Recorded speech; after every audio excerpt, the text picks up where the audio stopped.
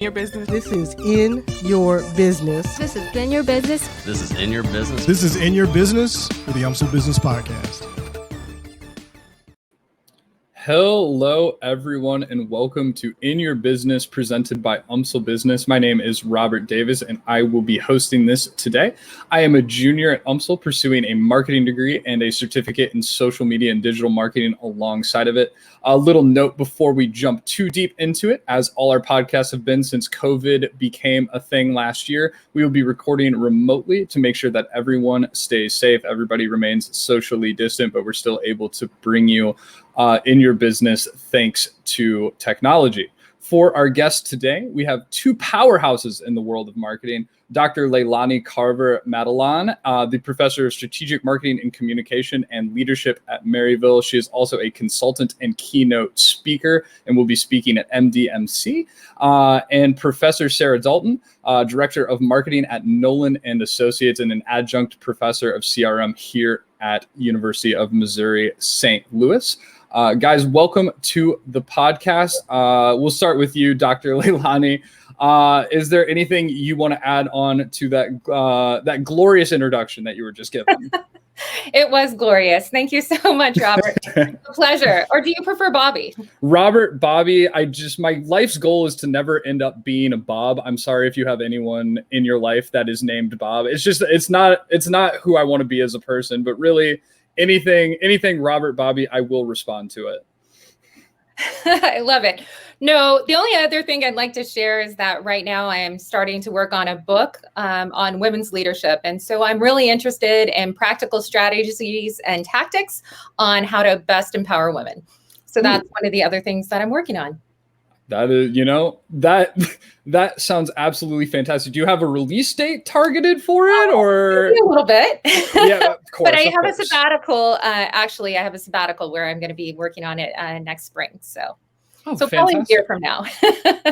Well, that is going to be something for sure to be on the lookout. Maybe we can have you back and do a little book plug whenever you wrap it up. I'd love that.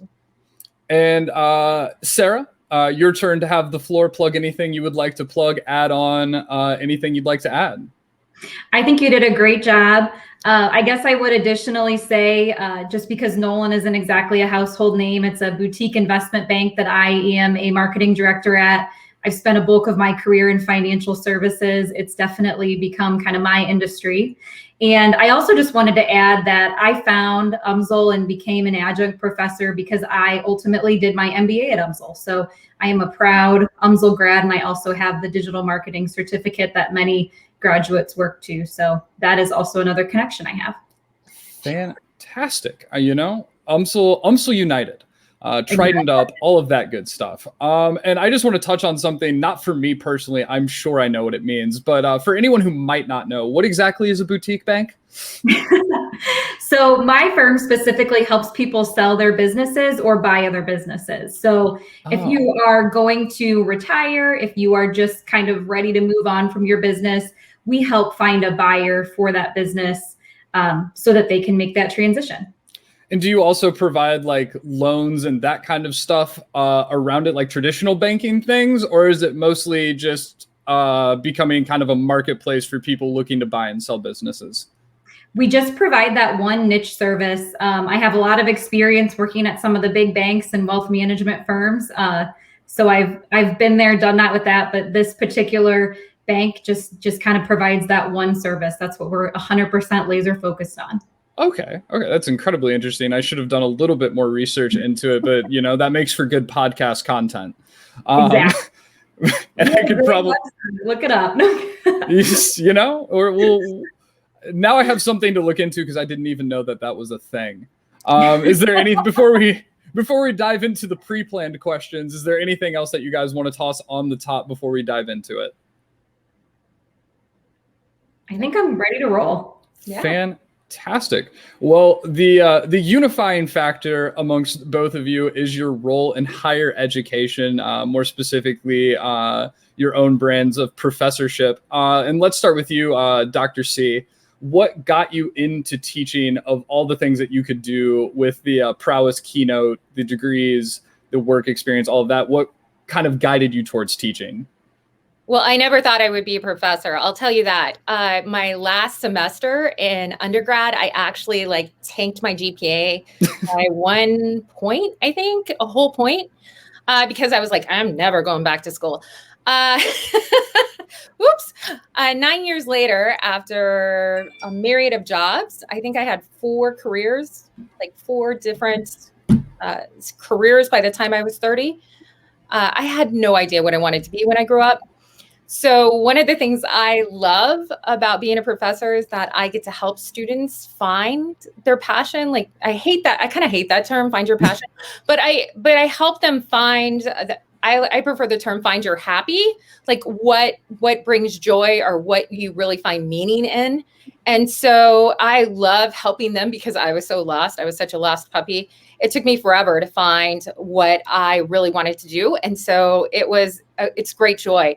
So I actually started a master's degree in the evening while I was working. And I had a professor look at me and go, "You should be a professor." And I was like, "You're hilarious." And I actually just took the GRE on a whim. I did okay.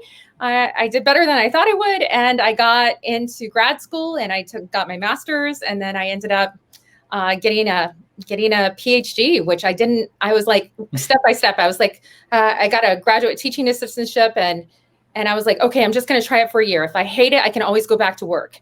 I can always go back and get a job. But it was really scary to take leaps. One of the things I found that I think is most important is you have to take risks.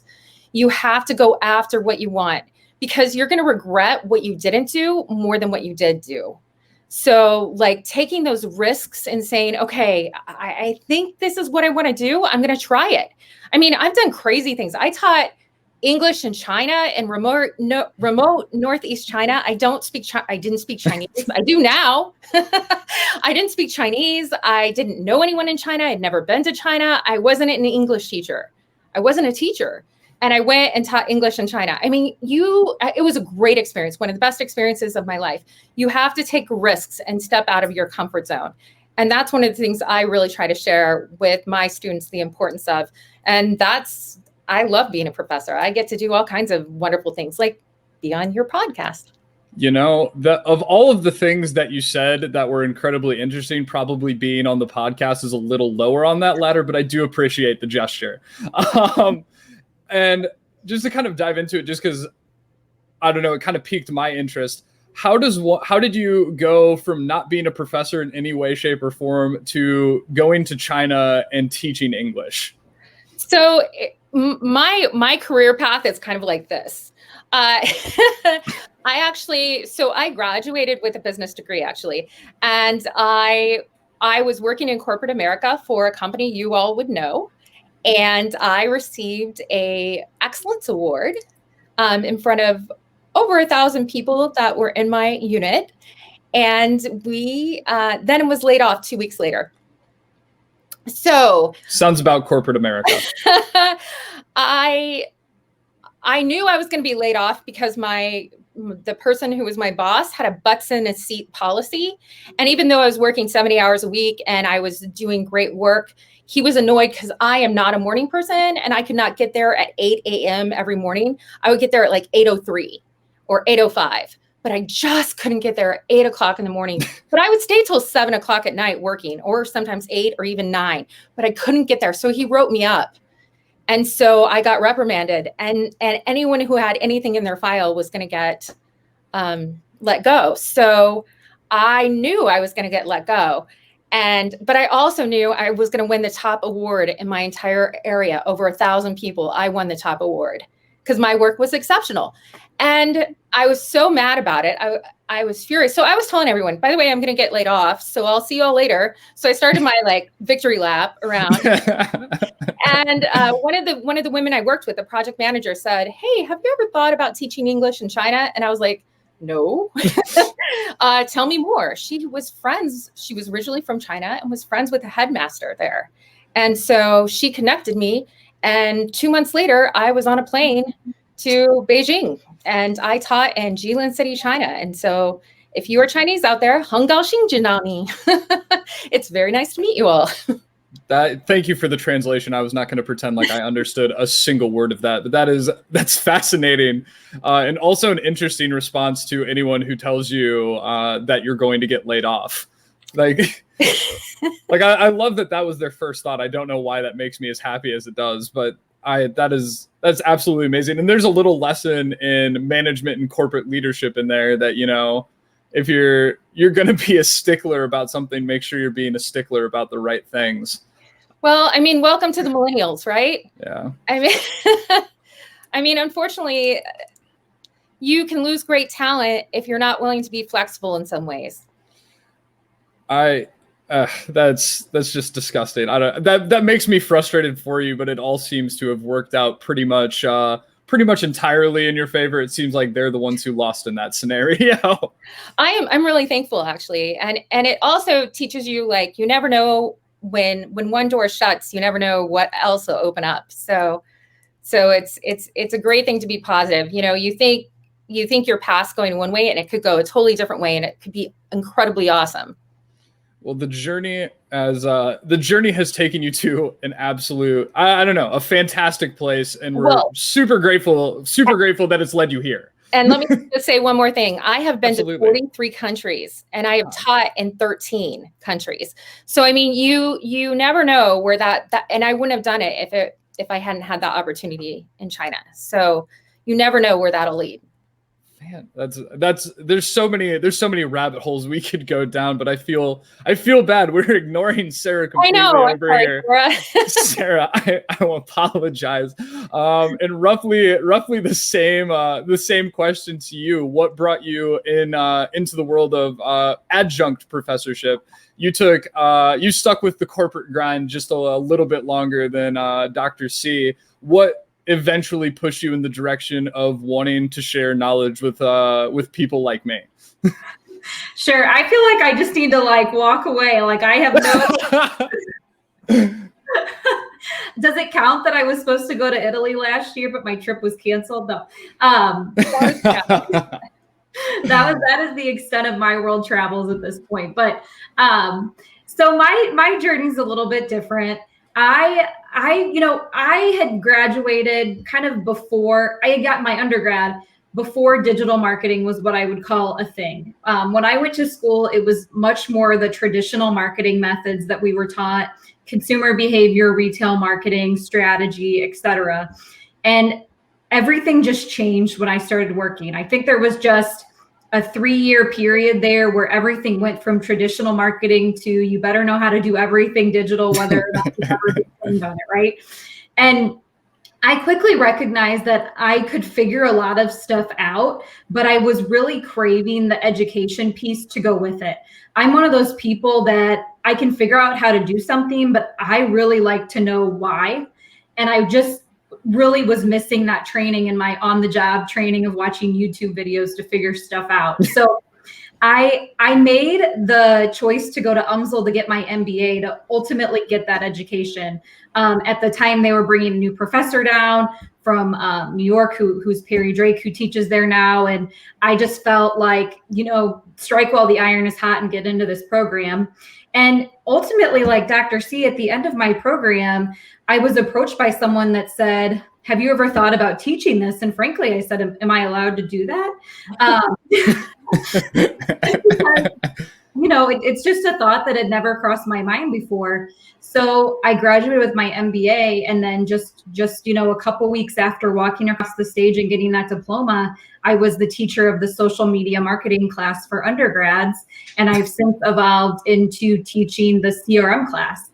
So it's really just been a journey, and I've still maintained a full-time job during the day. This is something that I do at night.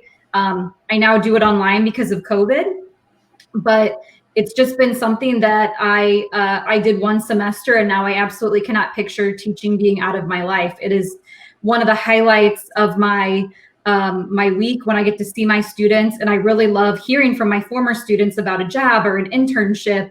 And it's just a passion of mine to get these students from the educational setting into the professional setting. So I'm always doing everything I can to help them out.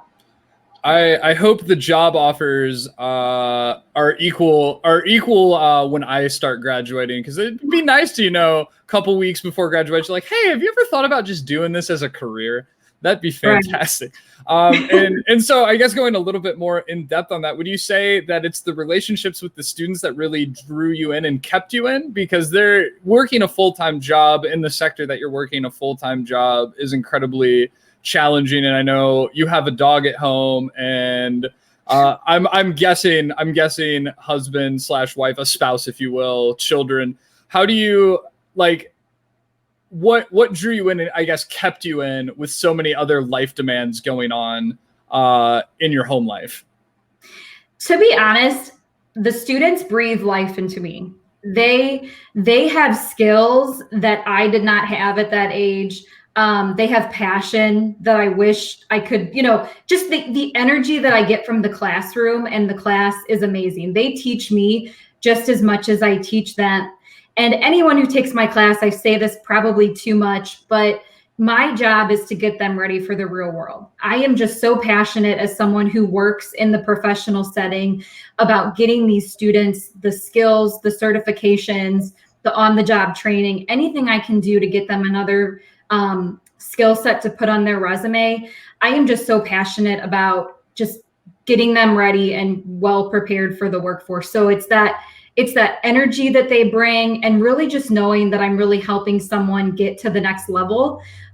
Sometimes I wish I would have had a me in my life. And at that time, helping me figure out that transition from academia to professional setting.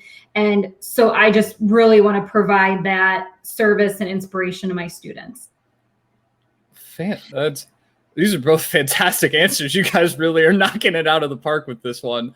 And I guess we'll continue with you, Sarah, keep a little continuity on it. How did you get specifically into teaching CRM? I know you said you started just doing social media and digital marketing. Was that just kind of a natural transition with more of what you do in the day-to-day work life? Or was that something that you really wanted to learn more about and got into learning about it and eventually teaching? It was kind of, I would say, a right place at the right time thing. UMSL marketing, the leadership, there's a board that works on it. We really try to make sure that we're offering the most up-to-date curriculum for our students. And so we really talked about how we felt that there was somewhat of a gap in the marketing technology space. And we thought a CRM class was really the right thing to try. And it just so happens that I run the CRM at my company. I'm the one that shops for the CRM, makes the decisions. I've worked in CRM systems at other companies. So I was kind of with the group talking about it, and I was just asked if this would be something I'd be interested in building out.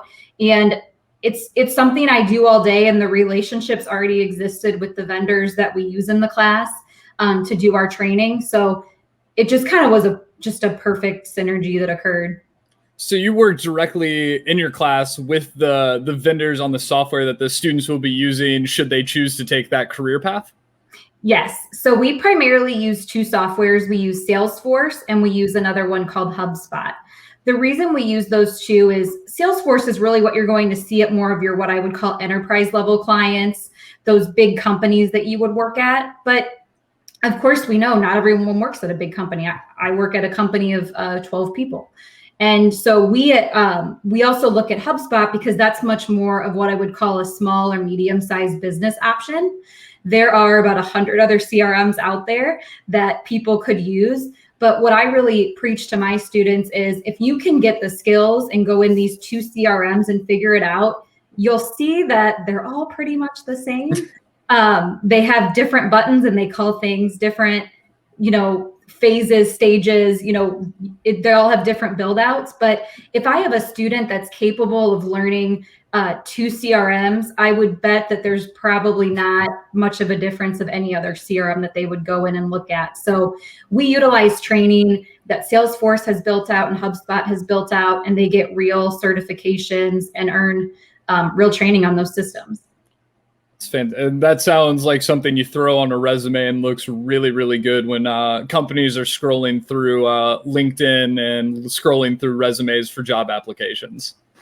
So I won't make this too long of a story, and I won't use his name, but probably one of my proudest moments was a semester ago. I got an email from a former student who said that he got a job, and the company that hired him said that the only thing that set him apart from another candidate was his HubSpot certifications from my class. So that feels good. Feels good, but I always use that story as kind of my inspo at the beginning of this semester when people are looking at the syllabus going, what is, I'm going to do 60 hours of training, they think, how am I going to fit all this in? And I really encourage them to view it as a mini internship. I mean, it's something that how many classes give you real certifications that you can put on your resume? I mean, if the goal of higher education is to prepare you for the real world and prepare you for your next step in your career, getting real-time certifications in the industry that you're going to be getting into, seems about as valid of anything on a syllabus that I've ever read. Right. That's absolutely fantastic. And then, now I feel bad because I feel like we've ignored Dr. C for a while. So Dr. C, we'll get you right back into it. And your specific area of expertise in your professorship is strategic communication and leadership. How did you find yourself as the head of Maryville University in that department? Well, I'm actually not the head. I'm not the head. Excuse me. I'm sorry. Too much credit. Okay. Too much credit. No, I was. We rotated actually because we believe in a team effort. And so I was, but now we rotate it through every 3 years so we can have fresh eyes on it because we believe in a team effort. And I love that about where we are. And so I passed it along gladly. And so then we'll all get it back. So it rotates through. So it's one of the wonderful things. I love leadership though. And it's one of the things that I'm really fascinated by because it seems to always be evolving. Like, how do we train people to be leaders of the future? Not today, but actually looking ahead. Like, what will it be like, with our students? I'm teaching an honors leadership course this semester, and I'm trying to think about how do I train these 18 to 20-year-olds to think about when they will be leaders. So we're looking at it, maybe 10 years, when they're in leadership positions, maybe 20, how do I train them so that they'll be effective, kind, ethical, empathetic, with high emotional intelligence? How do you do that? Thinking ahead of what the world will be like. You think about what's happened with COVID. It's like we fast forward 5 years. So what happens 10 years from now? What does that future look like? So it's a real challenge to think about what is the world going to be like and how do you train for that? So looking ahead, we also at Maryville University we have 13 certificates, much like, using HubSpot, Google AdWords, using these certification CRM. We actually use Salesforce too, looking at how do you prepare students for the workforce? Because it's so important. It's so important to have these on LinkedIn. I feel very similar as Professor Sarah, as it's incredibly important to set students up for success. And one of the challenges is, how do we set you up for future, for what's not just now? We definitely want to do that so you can get quality jobs so that you can be successful when you hit the ground running, at graduation. But I don't just want you to be successful now. I want you to be successful 10 years from now and 20 years from now, and looking at the future and what skills are you really going to need then? Because the world's going to change and it's going to shift. It's very different than it was 20 years ago when I graduated college. So how do we prepare you for what will come?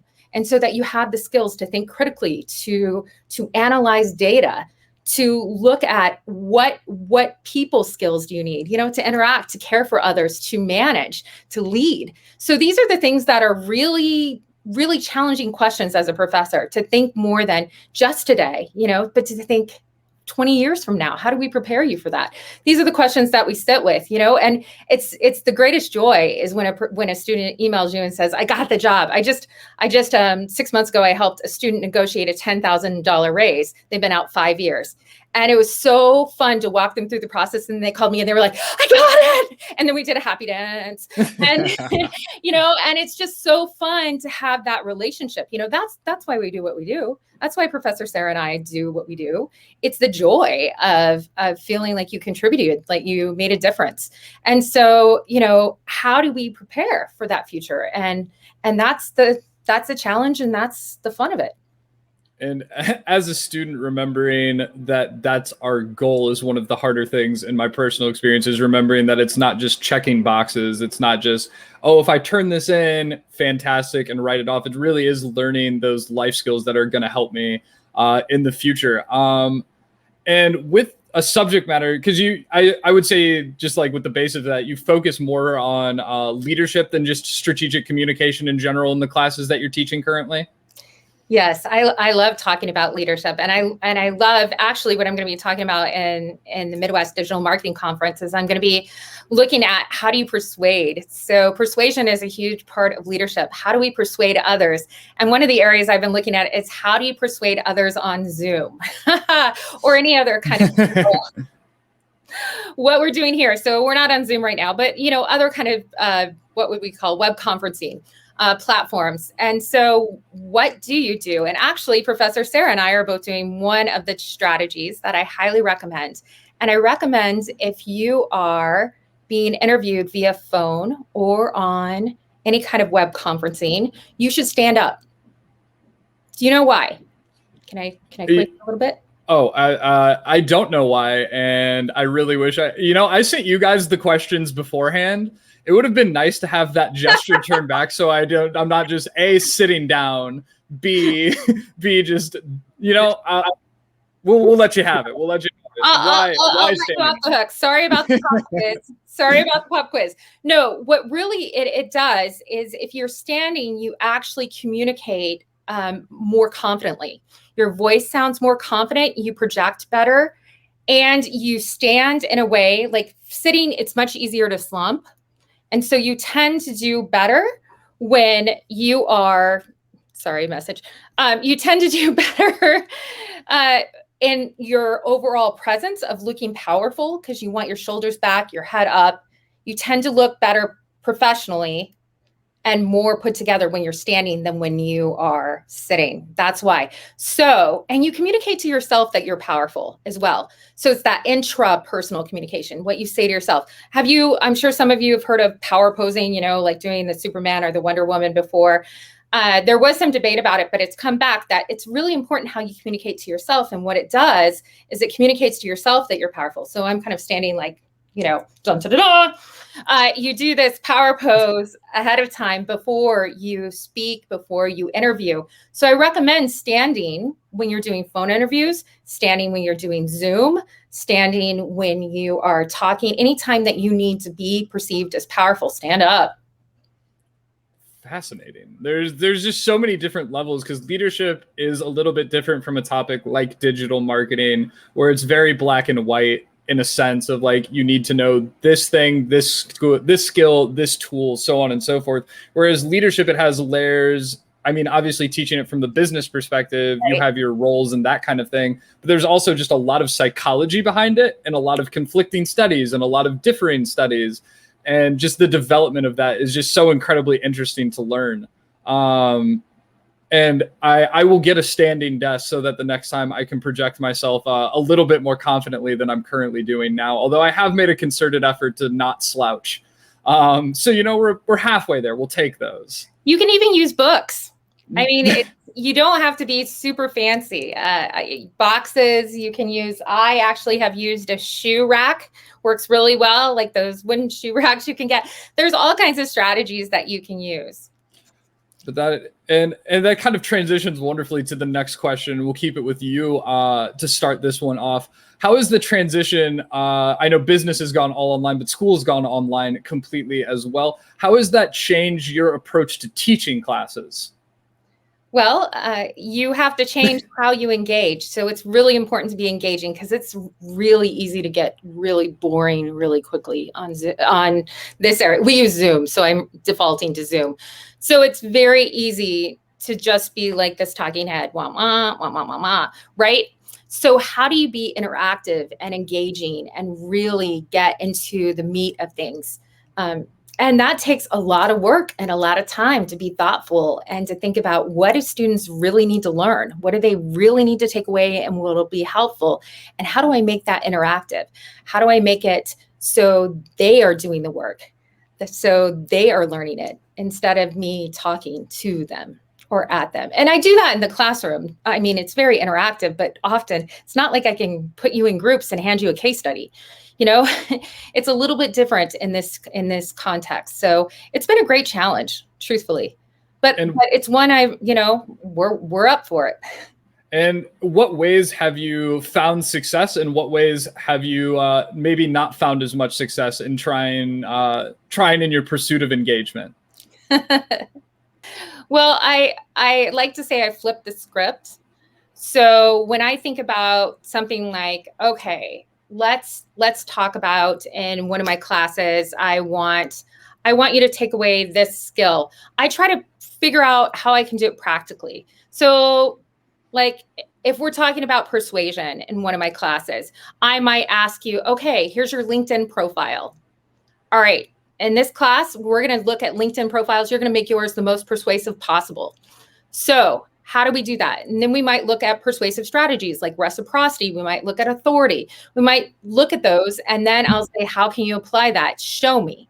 And so taking something practical. So I show this idea, and then how do you practically apply it? And then having them work on their LinkedIn profiles as we're doing this. So that's a different way that we might use something. It's still really challenging, though, at some points, because students still have the ability to kind of check out in a way where if I'm in a classroom, I'll walk by you and kind of stare at you. So I can't do that on Zoom as much. I can chat and say, hey, what are you doing? But that whole like check-in process and some of that peer pressure, I think, goes away. And that can be difficult. And with a lot of other distractions surrounding people, depending upon where they're taking it. I have a second. I'm a computer game. I play a lot of computer games, so I have a second monitor to my right that I made sure I cleared off, just on the impulse like looks to the side. So it's definitely a challenge. And Sarah, bringing it back to you, roughly, we're going to go, this will be the second to last one where I ask you the same question and then kind of free you guys of the bounds of each other. How is this affected the way that you're teaching your classes, and what have you found that works and what have you found that really doesn't? Sure. So I was somewhat fortunate that part of my class was already online. So I had to figure out how to fill in some of the gaps that were our in-person classes. So I would say we have come leaps and bounds since this time last year.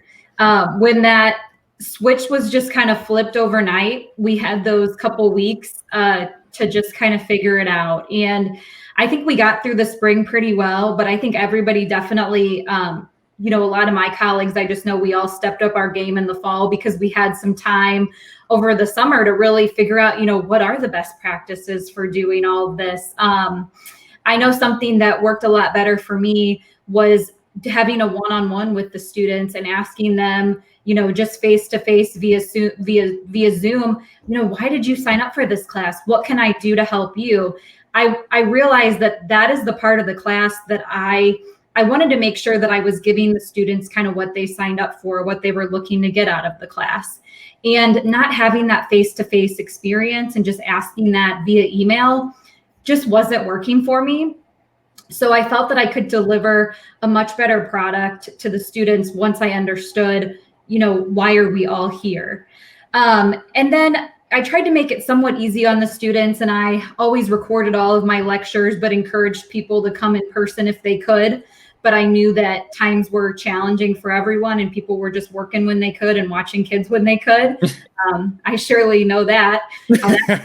So I had a batch of students that attended in person every time. And then I had a group that always watched it and would follow up with questions. And then another thing that we did was we did a couple of presentations, and I divided off all the students into different groups so that they could peer review. So I tried my best to make sure that everything we were doing in the classroom that I felt was valuable somehow translated onto Zoom. So I wanted to make sure that I didn't cut the projects or cut the peer reviews, because I think students learn so much from watching and seeing each other, right?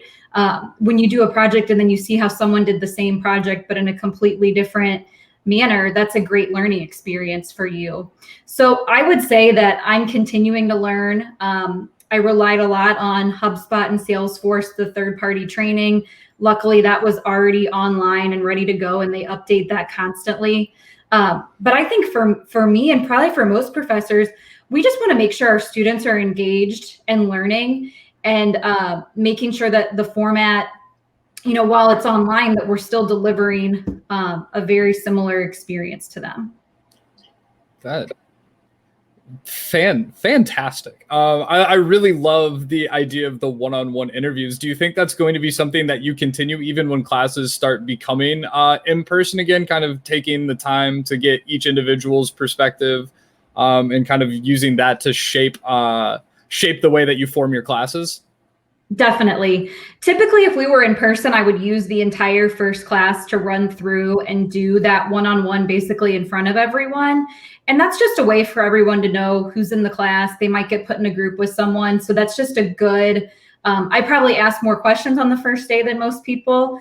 But how can I help you if I don't know why you're there? So I think just continuing to dig deeper and understand these students no matter the format of the class.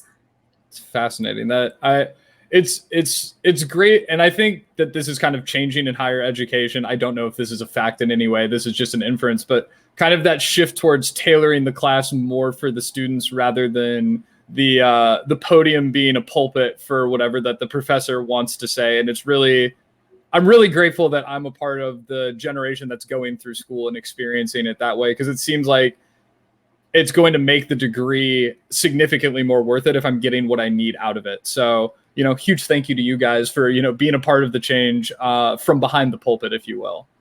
Sure. And so kind of moving forward and like us telling you what we need to get out of the class, this is your guys' turn to tell us what we need to get out of your class. Like if you could take one thing out of college that you learned that is the most helpful towards you in your career, and that can be private sector, educational sector, whatever you want to go with it. What is that one thing that we should be focusing on as students to make sure that we have before we walk across the stage? And Sarah, we'll start with you on this one. Sure. Well, I guess I'll probably use myself as an example of what I didn't have when I graduated that I wish I had. And I think this still rings true today.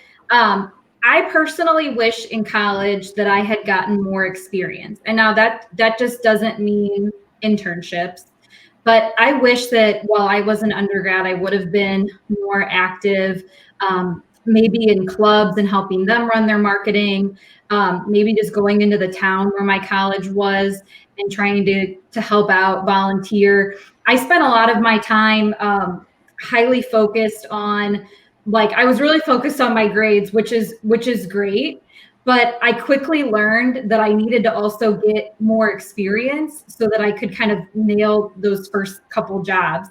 And so I would say I always encourage students to think outside the box. I actually just had a conversation with a student earlier this week where we were thinking of ways that she could get more marketing experience. And we found that she was already involved in 3 clubs and they weren't doing anything with their social media channels or their web pages.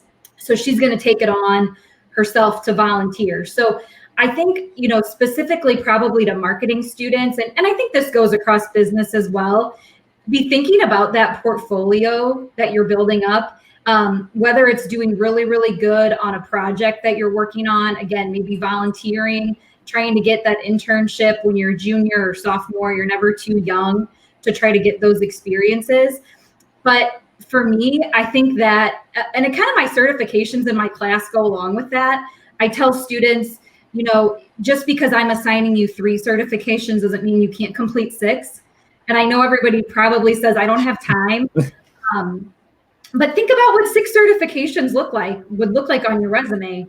So I just kind of preach, think outside the box to get more experience and have more of a story to tell. It'll make your interviews a lot easier when you have so much more to talk about than just your academics, which was kind of the situation that I was in. And you know what? It all worked out fine. I still, got that first job and everything, but that's just if I could go back and do it all over again, speech that I have probably said to a lot of people.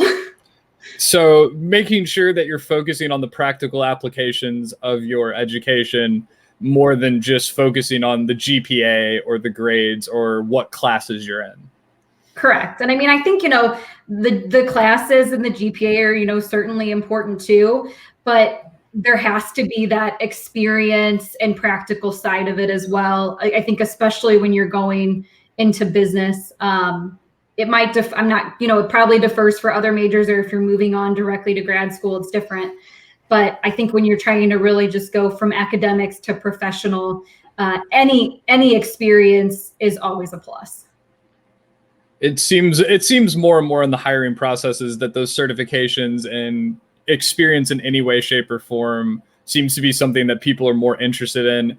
And, you always hear people complain about like, oh, how am I supposed to have 5 years of experience, XYZ, going into this entry-level job? And I guess I've never really thought about like the certifications as being part of that experience that people are looking for. And that's definitely a way to start a conversation more than just, I did really well in school. Yeah. Yes. I think, and to be honest, I just think today's students have all the opportunity in the world with all the online certifications that are available. A lot of that just didn't exist when I was in college. And, you could spend a weekend or two really bulking that side of your resume up and also learning some really great skills. And worst comes to worst, even if you like, the worst thing that happens is you don't use that specific certification at the job that you end up getting, but having it is never going to hurt you. Right. And I can say with certainty in marketing that I have done every possible technology, and every certification I've ever earned has had some kind of value. At the very least, you're learning to learn. Right. And so Dr. Carver-Madalon, excuse me, Madlon, goodness gracious. This is where I mess up with that one. This far along. Feels bad. Madalon, Dr. C, what would be something that you would say would be the most important thing to get out of the college experience as a whole for someone listening to this podcast? One of the things I think is least used is informational interviews.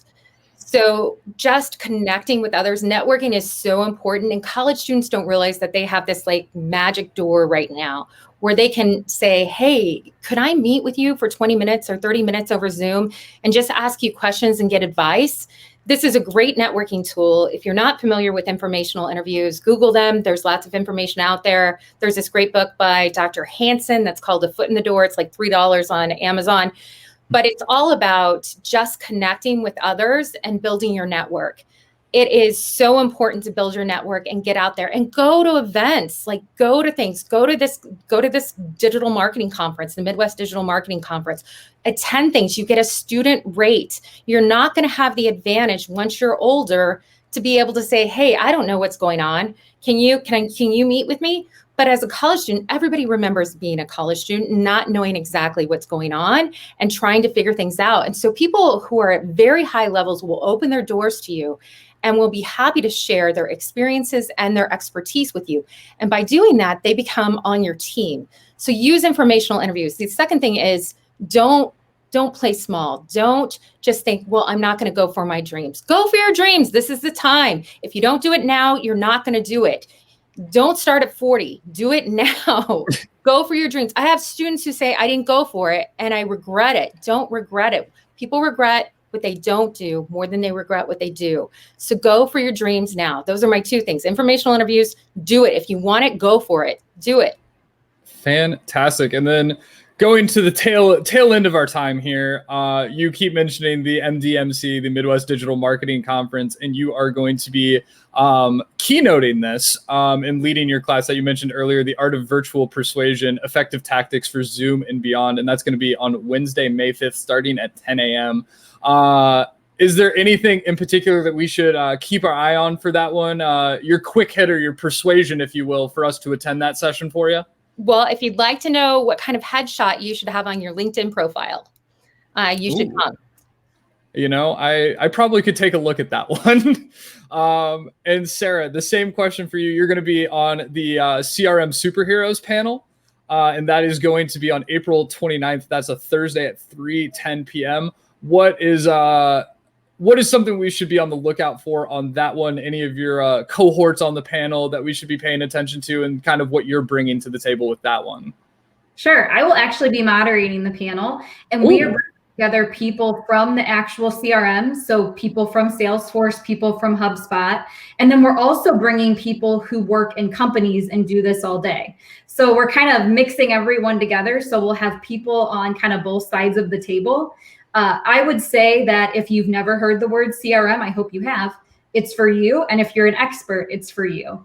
I think it's a session that everyone is going to learn something from. And I can't think of a topic probably more hot right now than tracking all of the customer data, because so much of our life has moved online, right? And a CRM is a must-have tool if you're going to track what your customers are doing online. Fantastic.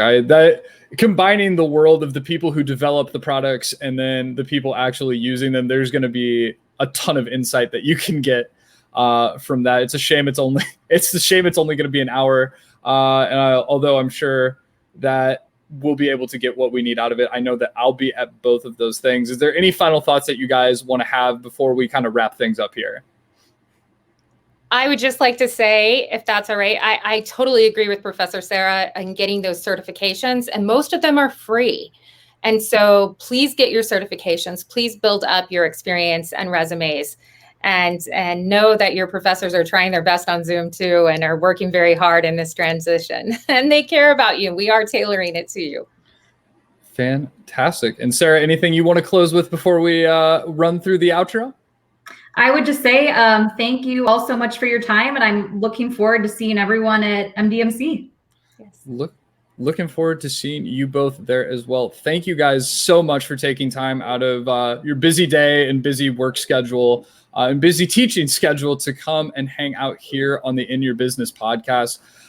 You guys were absolutely fantastic. Anyone who is listening to this, please check out the CRM Superheroes panel. Please check out Dr. C's keynote. None of this would be possible without Oscar, who is the man behind the production and the editing. Thank you so much to him. And we also have a YouTube channel that is youtube.com/UMSLbusiness, and this will be posted there as well if you want to see the wonderful Zoom headshots of all of us chatting about this. But that will be just about it. Thank you guys so much for sticking around with us till the end. Please remember to wear your mask, and also please remember to get your certifications. This is In Your Business. This is In Your Business. This is In Your Business. This is In Your Business. This is In Your Business with the UMSL Business Podcast.